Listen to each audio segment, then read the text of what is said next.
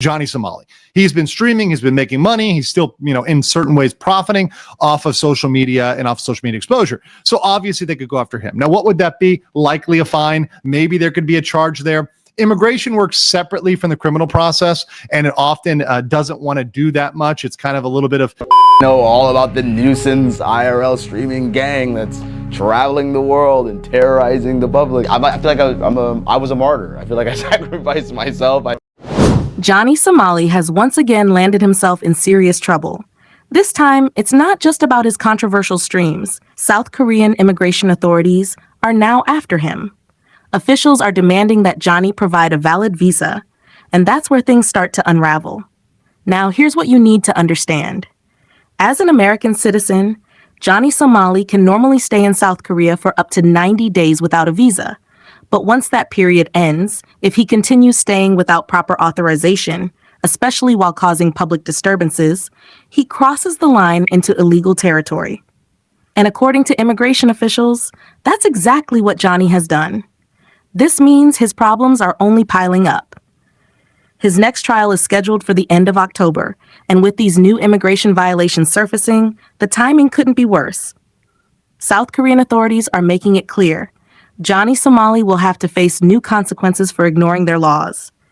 And this crackdown isn't just about him. Over the past year, officials have started watching nuisance streamers more closely. People who travel across Asia pretending to be tourists but are really making money online, often by harassing locals, disturbing public spaces, and never paying a dime in taxes. Normally, a casual traveler doesn't need a work visa, but when someone is streaming for profit in a foreign country, that changes everything. American officials themselves have been tough on visa and tax issues, and now South Korea is taking a similar approach. Authorities have openly said they're monitoring foreigners who claim to be on vacation, but are clearly working and profiting online. And at the center of all this, Johnny Somali. Even legal experts like Legal Mindset have weighed in. He explained that situations like this often create a tit-for-tat effect between countries. If the U.S. cracks down on Korean nationals working illegally in America, South Korea may respond by going after Americans breaking rules on their soil. It's not about revenge, but about fair treatment. And in this case, Johnny Somali's behavior puts him directly in the crosshairs. For those who may not know the rules, an American with a U.S. passport doesn't need a visa for the first 90 days if they're in South Korea for tourism or short-term business. But beyond that, they must apply for a Korean travel authorization or the proper visa. Johnny Somali and others like Ice Poseidon ignored all of this while openly bragging about making millions of dollars in Korea and Japan, without paying taxes, without following the laws, and without caring about the local communities they disrupted.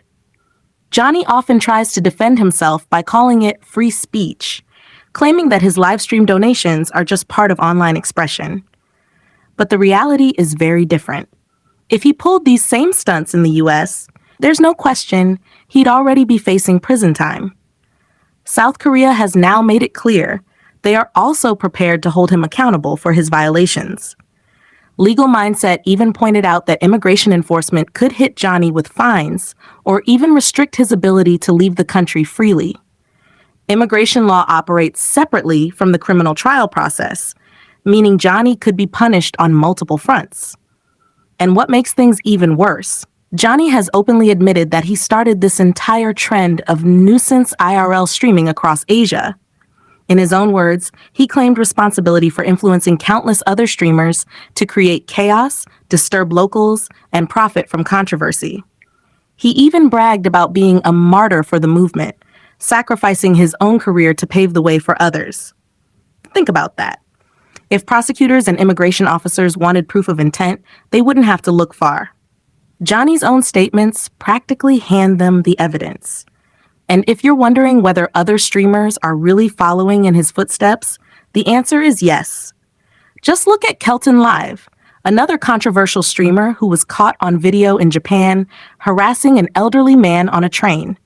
When the man asked him to stop his nuisance streaming, Kelton lashed out, sparking outrage online.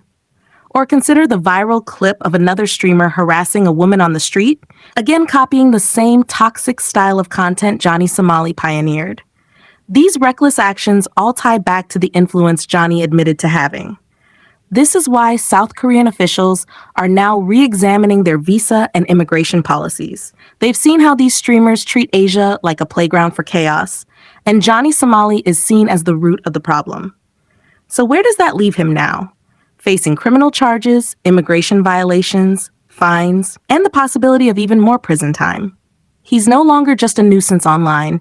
He's a legal liability in the eyes of the South Korean government. And as October's trial approaches, one thing is clear. Johnny Somali's troubles are far from over. So what do you think? Will this crackdown finally end the era of nuisance streamers in Asia? Or will others just take Johnny's place? Let me know your thoughts down below.